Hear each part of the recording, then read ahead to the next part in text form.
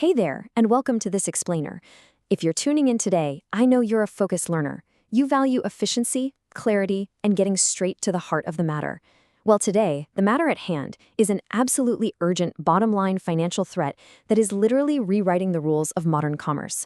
We aren't talking about some abstract environmental theory here. We are talking about your operational survival and your bottom line. We are looking directly at the business imperative of climate risk assessment. Section 1. Your phone is ringing. Now, I want you to imagine sitting at your desk. It's a completely normal Tuesday. You're just looking over your quarterly projections. And then the silence is broken. Ring. You pick up. It's your bank. But wait, they aren't calling to offer you a new line of credit or to casually chat about interest rates. No, they have a very specific, very demanding question. They want to know exactly how climate change is going to affect your business over the next 10 years. You see, they are looking at your loans and they are calculating their own exposure through you. And before you can even really process that conversation, Ring, it's your insurer. And honestly, the news isn't good. They're actively repricing your policy right now. Why? Because they've run the data on your geographical and operational exposure to climate-related risks. Those premiums you carefully budgeted for, yeah, they might be going right out the window. And just as you hang up, the phone rings a third time. Ring! It's your biggest client. You know, the account that literally keeps the lights on. But they aren't calling with a massive new order. They're calling to tell you that they need your complete climate risk disclosure before they can even think about renewing your contract. They have their own strict supply chain targets to hit now, and if you can't prove that you are prepared, well, they will find a supplier who is. look, this is your wake-up call. These are not hypothetical scenarios drawn up in some business school seminar.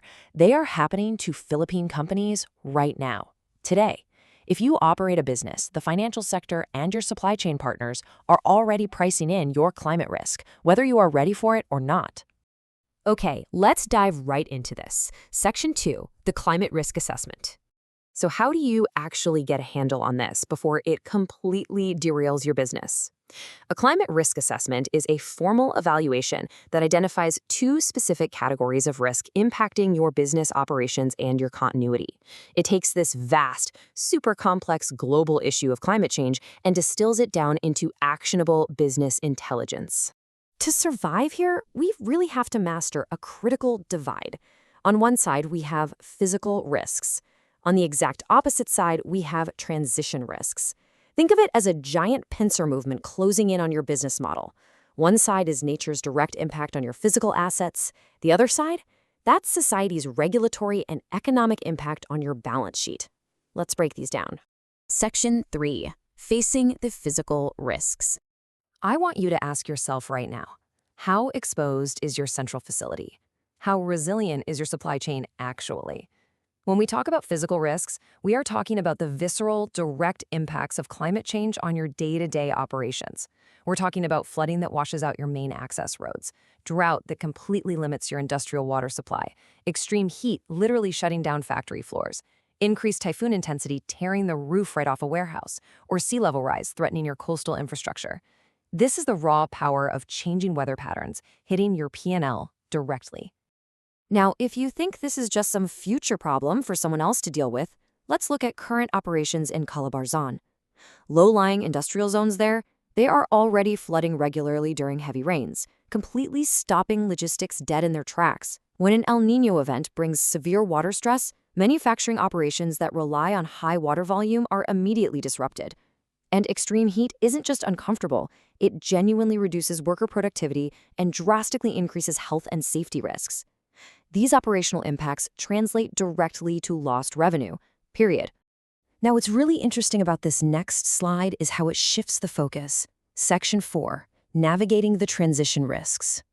This introduces the threat that honestly most business owners completely miss. Transition risks are the business risks that come from the massive shift to a low-carbon economy. Even if your facility is sitting up on high ground, perfectly safe from floods and typhoons, you are still heavily exposed because the world around you, the economy, the laws, the everyday consumer is changing rapidly to address climate change. Just consider the sheer volume of non-weather-related pressures stacking up against you right now. New environmental regulations could straight up outlaw your current manufacturing process. Carbon pricing mechanisms are going to make energy-intensive operations exponentially more expensive. There's the terrifying threat of stranded assets, meaning your current expensive equipment could become obsolete overnight simply because it doesn't meet new green standards. And perhaps most dangerously of all, shifting market preferences. If your customer demands green and you only sell gray, you are out of business. Society's response to climate change is just as risky to your company as the climate change itself. Which brings us to our final point, Section 5, the present business reality. We've seen the physical damage. We've seen the market pressures.